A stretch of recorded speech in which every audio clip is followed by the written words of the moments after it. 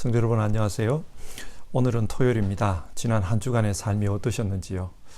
각자의 삶의 형편은 다 달랐겠지만 하나님을 믿는 믿음 안에서 위로와 평강을 얻고 또 새로운 힘을 얻었으면 좋겠습니다. 믿음의 역사가 여러분 안에 있기를 바랍니다. 사도신경으로 우리의 신앙을 고백하며 하나님 앞에 예배하겠습니다. 나는 전능하신 아버지 하나님 천지의 창조주를 믿습니다. 나는 그의 유일하신 아들 우리 주 예수 그리스도를 믿습니다. 그는 성령으로 잉태되어 동정녀 마리아에게서 나시고 본디오 빌라도에게 고난을 받아 십자가에 못 박혀 죽으시고 장사된 지 사흘 만에 죽은 자 가운데서 다시 살아나셨으며 하늘에 오르시어 전능하신 아버지 하나님 우편에 앉아 계시다가 거기로부터 살아있는 자와 죽은 자를 심판하러 오십니다. 나는 성령을 믿으며 거룩한 공교회와 성도의 교제와 죄를 용서받는 것과 몸의 부활과 영생을 믿습니다. 아멘. 찬송가 486장, 통합찬송가로는 474장입니다. 이 세상에 근심된 일이 많고 우리 1절부로 기도하겠습니다.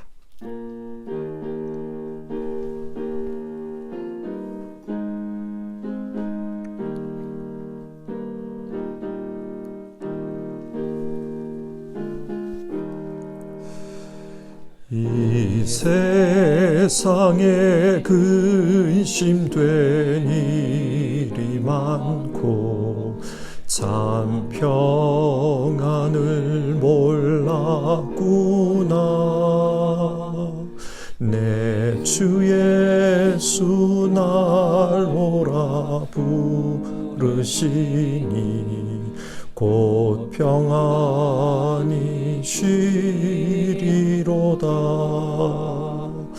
주 예수의 구원의 은혜로다. 참 기쁘고 즐겁구나. 그 은혜를 영원히 누리겠네.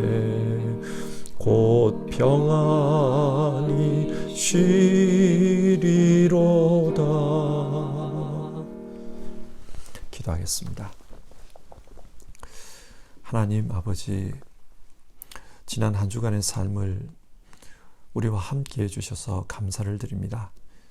그리고 주말 이 토요일 날 하나님 앞에 예배하게 해주셔서 감사를 드립니다. 한 주간의 삶, 각자의 삶의 형편은 다 달랐겠지만 그러나 그 삶 속에 쉼과 휴식이 필요한 것이 사실입니다. 이 세상에 곤고한 일이 참 많음을 우리가 몸으로 느끼며 살아갑니다.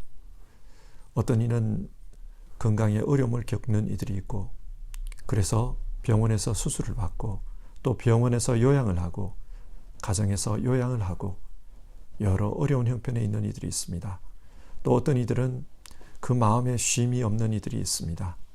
이런 걱정 저런 걱정, 삶의 걱정을 안고 살아갑니다. 또 어떤 이들은 이 세상의 삶이 참으로 힘든 이들이 있습니다.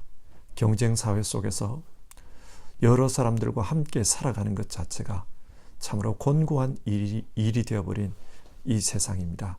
하나님, 예배하는 가운데 하나님으로부터 오는 위로를 허락해 주시고 또 우리 삶 가운데 하나님이 주시는 그런 은혜가 있어서 하늘로부터 주시는 그런 쉼을 얻게 하옵소서, 평강을 얻게 하옵소서, 위로를 받게 하여 주시옵소서. 우리 주님 예수님의 이름으로 기도드립니다. 아멘. 함께 읽으실 성경 말씀은 로마서 4장 13절부터 해서 25절까지입니다. 로마서 4장 13절에서 25절 주어진 말씀을 한 절씩 교독하겠습니다.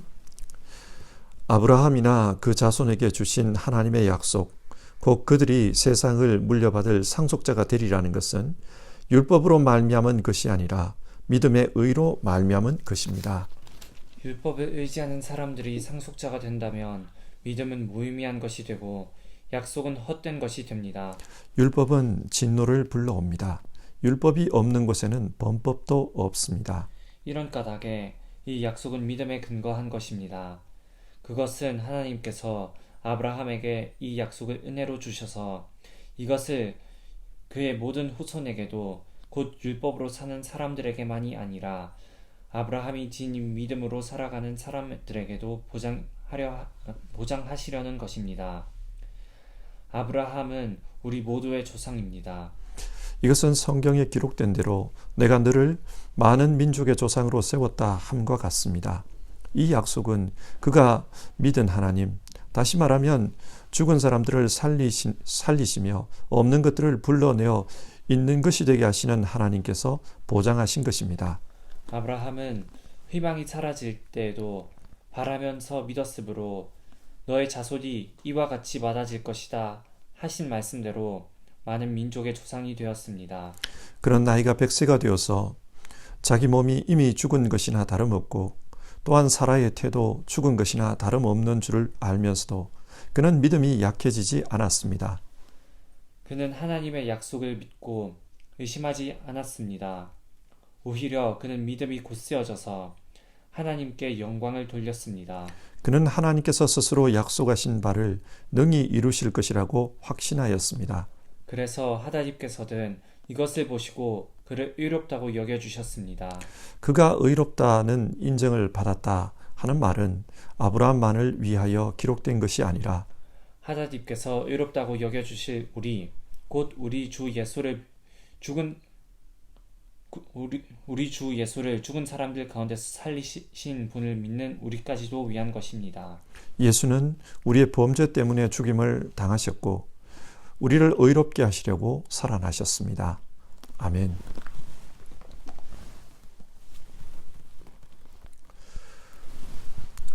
로마서 4장은 이신칭의 구원론에 대해 말씀하고 있습니다. 이신칭의 오직 믿음으로 말미암아 의롭다 인정함을 받는다, 그런 뜻입니다. 이 이신칭의 구원론은 오늘 우리에게 아주 익숙한 이야기이지만 바울 당시 유대인들에게는 생소한 가르침이었습니다. 당시 많은 유대인들은 율법을 행함으로 구원을 얻는다고 생각했습니다. 그러나 그 율법으로는 구원을 얻을 수 없다. 바울은 그걸 발견했습니다. 그래서 바울 사도는 구약 성경의 내용을 인용하면서 믿음으로 의롭다 인정받는 것이 성경이 가르치는 구원론이다, 그것을 증명하고 있습니다. 오직 의는 믿음으로 말미암아 살리라. 믿음이 중요합니다. 이 믿음으로 구원을 얻기 때문입니다. 그러면 성경이 말씀하는 믿음이 무엇입니까? 많은 경우 예배 출석 잘하는 것, 헌금, 봉사 잘하는 것, 전도 잘하는 것, 이런 것을 믿음 생활 잘하는 것으로 이해합니다. 열심히 교회 다니면 믿음이 좋다, 사람들은 그렇게 말하지 않습니까? 그러면 믿음이란 열심히 교회 생활하는 것입니까? 그럴 수도 있습니다. 그러나 열심히 교회는 다니지만 잘못된 믿음으로 사는 이들도 많이 있습니다. 예를 들어 얼마 전 한국 사회에 문제가 된 신천지 집단을 보십시오. 그들은 열심히 교회 생활합니다. 그러나 그들의 믿음이 바른 믿음입니까? 아닙니다. 이단입니다. 믿음의 핵심은 이런 열심의 문제가 아닙니다. 그러면 무엇이 믿음의 핵심입니까? 성경은 오직 의인은 믿음으로 말미암아 살리라, 구원과 관련하여 믿음을 강조하는데 그 믿음이 무엇인가? 오늘 성경을 통해 함께 살펴보겠습니다. 바울은 로마서 4장에서 믿음을 설명하기 위해 아브라함을 예로 들고 있습니다.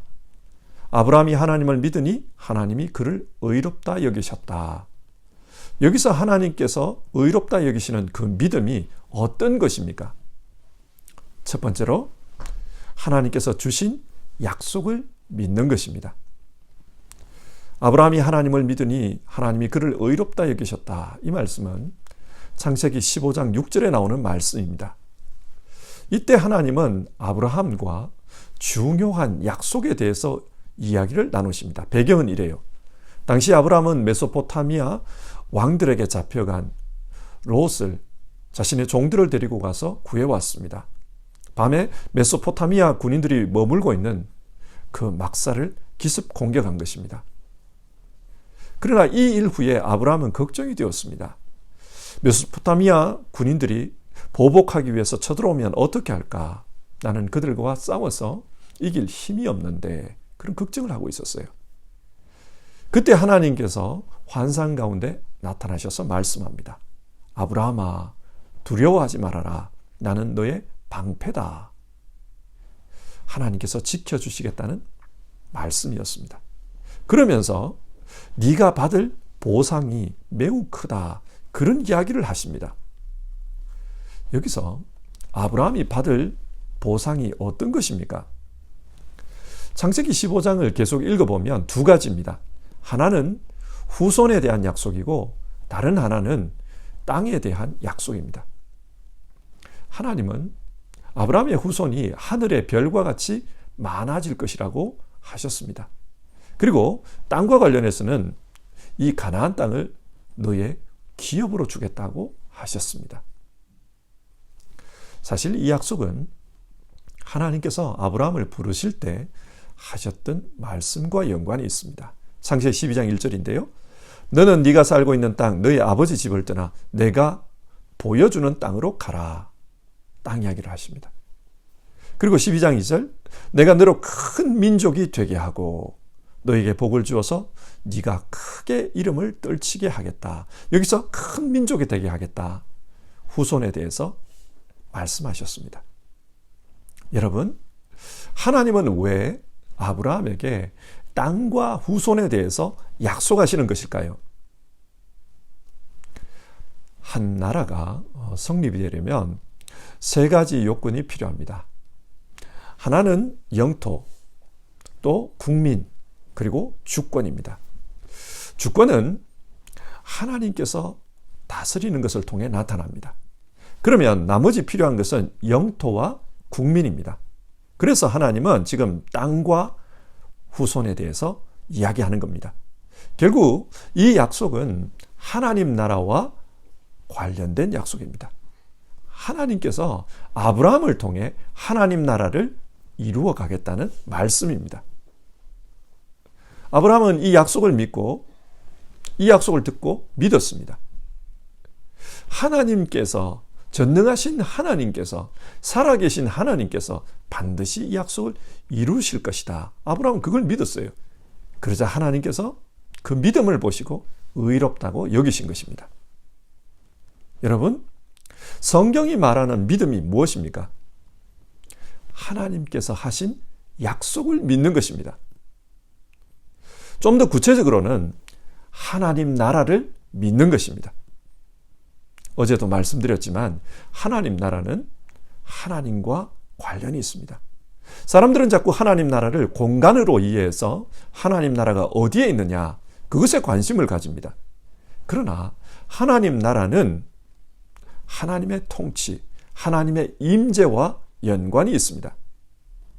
그렇기 때문에 예수님이 말씀하신 것처럼 하나님 나라는 여기 있다 저기 있다 말할 수 없고 하나님 나라는 너희 안에 있느니라. 하나님 나라는 우리 안에 이루어집니다. 작게 보면 우리 개인의 삶이 하나님 나라가 되어야 합니다. 그리고 우리가 사는 이 세상도 하나님 나라가 되어야 합니다. 뿐만 아니라 우리가 죽은 이후 그때에도 하나님이 우리를 다스리기 때문에 하나님의 나라, 저 천국이 이루어져야 합니다. 하나님이 다스리는 그곳에 하나님의 나라가 있습니다. 하나님 나라를 믿는 믿음, 이 믿음이 하나님이 원하시는 믿음입니다. 두 번째로 하나님이 의롭다 여기시는 믿음은 예수 그리스도를 믿는 믿음입니다. 하나님께서 아브라함에게 후손을 주겠다고 했는데 그 후손에 의해서 하나님 나라가 이루어집니다. 그리고 그 후손을 하나님의 상속자라고 불러요. 하나님 나라의 상속자. 그런데 누가 그 상속자입니까? 13절 후반절을 보시면 율법으로 말미암은 것이 아니라 믿음의 의로 말미암은 것입니다. 이 상속자는 믿음의 의로 말미암아 의로워진 자입니다. 유대인들은 혈통적으로 아브라함의 후손인 자신들이 하나님 나라의 상속자라고 생각했습니다. 그러나 바울은 아니라 그래요. 율법의 의가 아니라 믿음의 의로 하나님 나라 상속자가 정해진다. 왜 이런 말을 합니까? 아브라함의 아들은 이삭만 있는 것이 아닙니다. 잘 아시는 대로 이스마엘도 있고 또 나중에 첩인 그두라가 낳은 아들들도 있습니다. 그런데 누가 아브라함의 상속자가 되었습니까? 만약 혈통으로 되는 것이라면 그들 모두가 아브라함의 상속자가 되어야 합니다. 그런데 상속자는 이삭 단 한 사람밖에 없었습니다.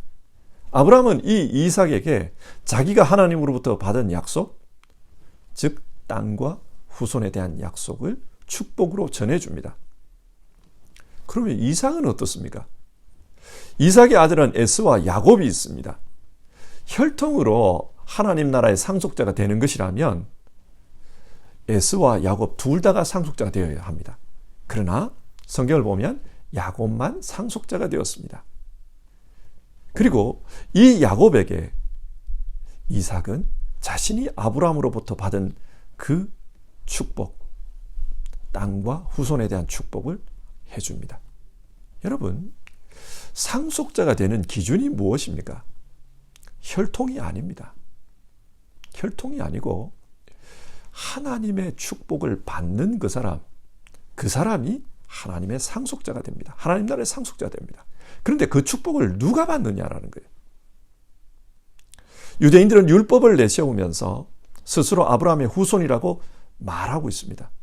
그런데 그 율법으로는 하나님 앞에 의롭다 여김을 받을 수 없다. 우리는 불완전하기 때문에 율법으로는 하나님 앞에 의롭다 여김을 받을 수 없다. 어제 바울이 그 이야기를 했어요. 그래서 그 율법을 따른 자가 상속자가 아니다. 믿음으로 의롭다 여김을 받는 사람, 그 사람이 상속자다. 그 이야기를 해요. 그러면서 그 상속자가 누구인가 좀 더 좁혀갑니다. 창세기 12장 3절을 보면 땅에 사는 모든 민족이 너로 말미암아 복을 받을 것이다. 그렇게 말씀했습니다.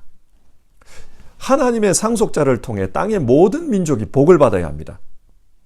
상속자는 모든 민족을 복되게 하는 분입니다. 만약 율법을 믿는 유대인이 상속자라면 율법을 믿지 않는 자들은 이 하나님의 복에 들어갈 수가 없어요. 그래서 바울은 율법을 통해 하나님의 상속이 이루어지지 않는다라고 합니다. 그리고 오늘 본문에서 상속자라는 이 단어는 단수입니다. 따라서 한 분이에요. 그분이 누구인가? 믿음의 의를 우리에게 주시는 분, 예수 그리스도입니다. 하나님은 예수 그리스도를 통해 우리의 죄를 용서해 주셨습니다. 그리고 그 예수님을 믿는 믿음 안에서 우리 모두를 거룩하다고, 의롭다고 인정해 주십니다. 그래서 사람들 모두가, 모든 민족이 이 믿음을 통해 하나님의 복으로 들어올 수 있는 것입니다. 여러분, 오늘 성경이 말하는 믿음은 어떤 믿음입니까? 믿음의 대상이 중요합니다. 믿음으로 말미암아 의롭다 함을 주시는 분, 예수 그리스도입니다. 예수 그리스도를 믿는 믿음이 바른 믿음입니다. 세 번째로, 하나님이 의롭다 여기는 믿음은 부활을 믿는 믿음입니다. 바울은 17절부터 아브라함의 믿음에 대해서 좀 더 구체적으로 이야기합니다. 아브라함의 믿음이 어떤 믿음인가? 17절 중반부인데요. 이 약속은 그가 믿은 하나님, 다시 말하면 죽은 사람들을 살리시며 없는 것을 불러내어 있는 것이 되게 하시는 하나님께서 보장하신 것입니다. 아브라함이 믿은 하나님은 죽은 자를 살리시는 하나님입니다. 이것은 약간 비유적인 표현입니다. 아브라함은 100세가 되어 이삭을 낳았습니다. 그때 사라는 90세였습니다. 이 부분을 19절에서 보면요. 그는 나이가 100세가 되어서 자기 몸이 이미 죽은 것이나 다름없고 사라 또한 태도 죽은 것이나 다름없는 줄 알면서, 그러니까 이삭의 출산과 관련해서 보면 이 당시 아브라함과 사라는 이미 죽은 것이라는 거예요. 그런데 그 죽은 몸에서 하나님이 약속하신 사람이 태어납니다. 죽은 자 가운데서 하나님이 살리셨다. 그렇게 표현하는 거예요. 아브라함은 자신의 이 죽은 몸 가운데서 생명이 태어난다는 것을 의심하지 않았습니다. 20절을 보면 하나님의 이 약속을 듣고 의심하지 않았다 그래요.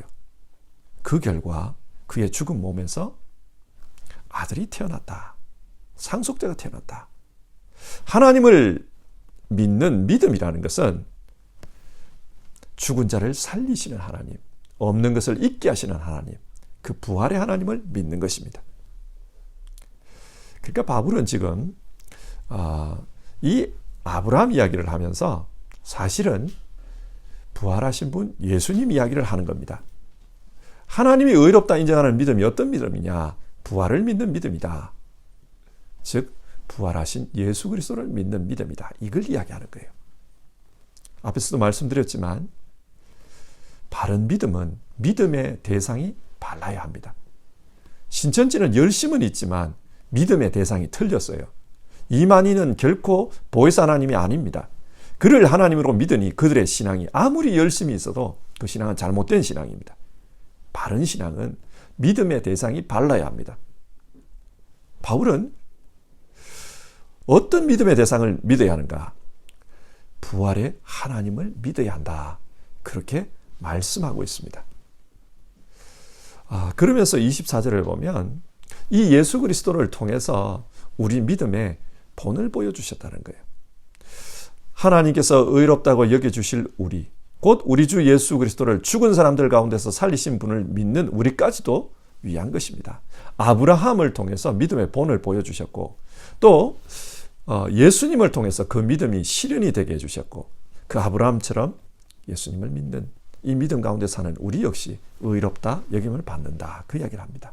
자, 오늘 말씀을 정리해 봅시다. 오직 의는 믿음으로 말미암아 살리라. 기독교는 믿음으로 구원을 받는 종교입니다. 그래서 믿음이 중요합니다. 그러면 그 믿음이 어떤 믿음인가? 오늘 본문을 통해 세 가지 말씀을 드렸습니다. 첫 번째는 하나님의 약속을 믿는 믿음이라고 했습니다. 하나님 나라 약속을 믿는 것, 그게 바른 믿음입니다. 어떤 어려운 상황이 되어도 하나님께서 우리 안에 하나님 나라를 이루어 주신다. 그걸 믿어야 합니다. 아브라함은 불가능한 현실 속에서도 이 하나님의 약속을 믿었기 때문에 의롭다 여김을 받았습니다. 우리 역시도 이것을 믿어야 합니다. 하나님께서 반드시 우리 안에 하나님 나라를 이루신다. 더 작게는 내 인생 안에 하나님 나라를 이루신다. 그걸 믿어야 합니다. 그리고 마침내는 내가 죽은 이후에도 하나님은 하나님 나라를, 저 천국을 이루어 주신다. 그걸 믿는 믿음이 바른 믿음입니다. 두 번째로 예수 그리스도를 믿는 믿음이라고 했습니다. 하나님은 아브라함에게 말씀하셨던 상속자, 그 예수 그리스도를 통해 하나님 나라를 이루십니다. 예수님은 십자가에서 우리 모든 죄를 용서하시고 해결하시고 그래서 우리를 하나님 자녀로 삼아주셨습니다. 그래서 하나님 나라 백성이 될 수 있었던 겁니다. 이 예수님 중심으로 신앙하는 것, 그것이 바른 신앙입니다. 열심히 신앙하는 것도 좋고 또 부지런히 신앙하는 것도 좋습니다. 그런데 신앙의 핵심은 예수님을 믿는 신앙이 되어야 합니다. 이 예수님을 열심히 믿고 열심히 쫓아가는 그런 신앙이 돼야 그게 바른 신앙이지, 열심만 있으면 그 신앙은 잘못된 신앙입니다. 깊이 예수를 알아가는 신앙, 그 신앙이 되기를 바랍니다. 세 번째로 하나님이 의롭다 인정하시는 믿음은 부활을 믿는 믿음입니다. 부활을 믿는다는 게 어떤 것입니까? 오늘 18절을 보면 아브라함은 희망이 사라진 때에도 바라면서 믿었으므로 부활을 믿는다는 것은 희망이 사라졌을 때도 바라고 소망하고 믿는 겁니다. 죽었습니다. 그런데 살리십니다. 희망이 사라져도 하나님의 역사를 믿는 것이 부활신앙입니다. 그래서 우리 개인의 삶에 어떤 어려움이 닥쳐도 결국은 하나님께서 해결해 주실 것이다. 그걸 믿는 게 부활신앙이에요. 내 인생 최악의 상황이 되어도 그러나 하나님께서 그 인생을 구원으로 인도해 주실 거다. 그걸 믿는 것이 부활신앙입니다. 부활신앙을 가진 사람들은 현실의 어려움 속에서 넘어질 수는 있지만 그러나 죽지 않습니다. 다시 일어섭니다. 실망하기는 하지만 그러나 다시 소망을 가집니다. 그리고 그 소망 가운데 묵묵히 하나님을 향해 예수 그리스도를 쫓아 성령님의 인도함을 받으며 그렇게 살아가는 사람입니다. 성도 여러분, 이 믿음으로 우리 모두 살아갈 수 있기를 바랍니다. 찬송가 486장 이 세상에 근심된 일이 많고 2절을 부르고 기도하겠습니다.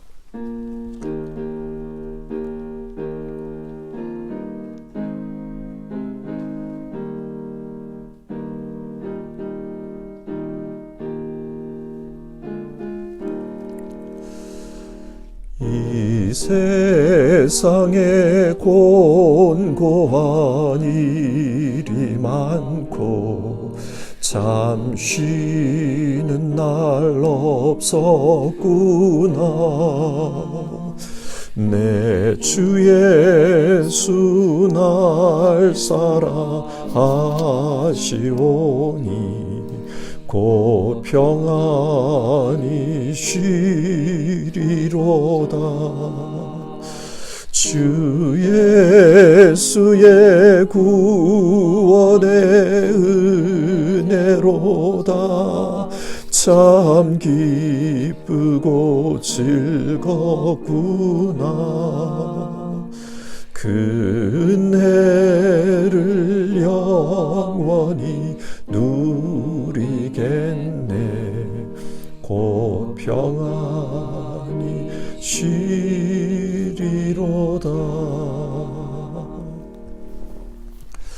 오늘 우리가 살펴본 말씀을 생각하면서 같이 기도합시다. 오늘 성경은 하나님이 의롭다고 인정하시는 믿음이 어떤 것인가 그것에 대해서 이야기합니다.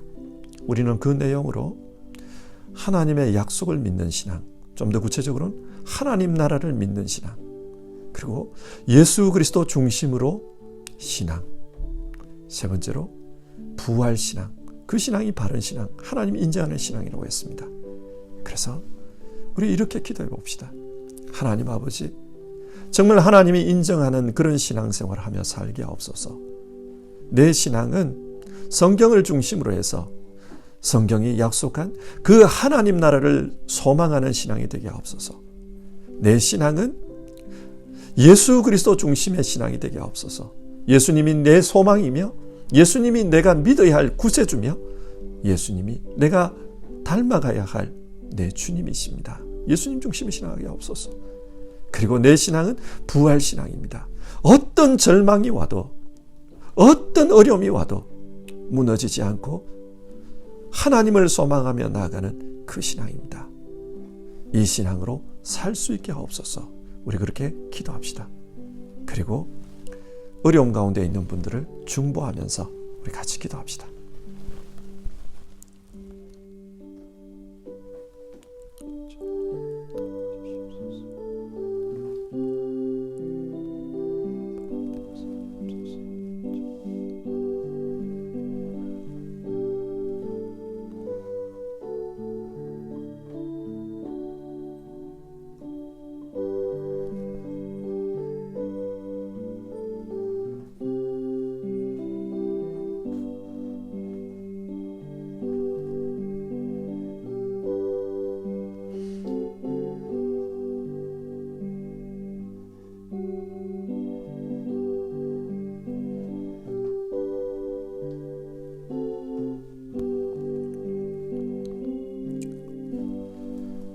하나님, 오늘 성경을 통해서 하나님께서 의롭다 인정하시는 그 신앙, 그 신앙이 어떤 것인지 우리가 살펴보았습니다.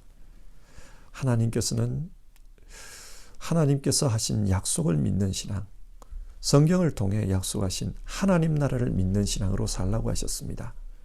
또 하나님께서는 우리에게 예수 그리스도를 믿는 신앙, 예수 그리스도 중심의 신앙이 되라고 하셨습니다. 또 우리에게 부활 신앙으로 살라. 어떤 절망이 와도 소망을 품고 다시 일어서는 부활 신앙으로 살라고 말씀하셨습니다. 우리 모두 이렇게 신앙하며 살 수 있도록 도와주시옵소서.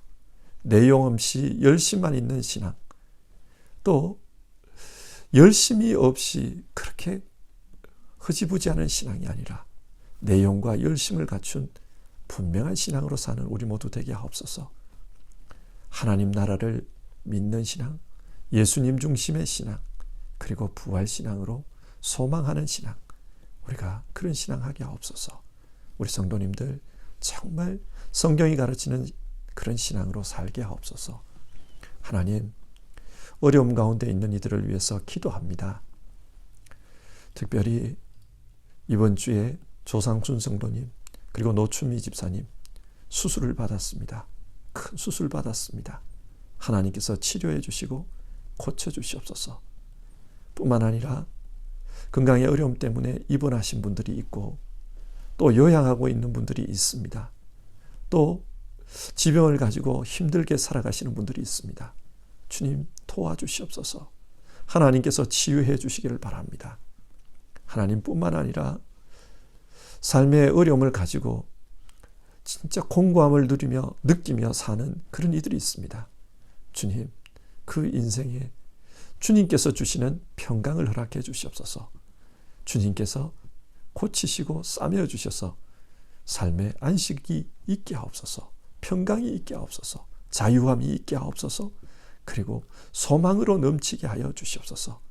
하나님, 모든 성도님들 정말 하나님을 믿게 하여 주시옵소서. 인간을 믿지도 말고 교회를 믿지도 말고 정말 믿음의 주이신 예수 그리스도를 믿고 또 그 주님 붙들고 신앙하는 가운데 소망으로 살고 천국을 바라보는 신앙으로 살게 하여 주시옵소서. 하나님, 오늘도 하나님 앞에 기도하며 나아가는 모든 분들에게 주신 말씀이 열매 맺도록 도와주시옵소서. 우리 주님 예수님의 이름으로 기도드립니다. 아멘.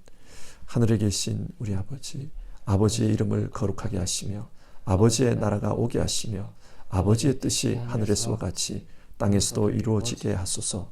오늘 우리에게 일용할 양식을 주시고 우리가 우리에게 잘못한 사람을 용서하여 준 것 같이 우리 죄를 용서하여 주시고 우리를 시험에 빠지지 않게 하시고 악에서 구하소서. 나라와 권능과 영광이 영원히 아버지의 것입니다. 아멘.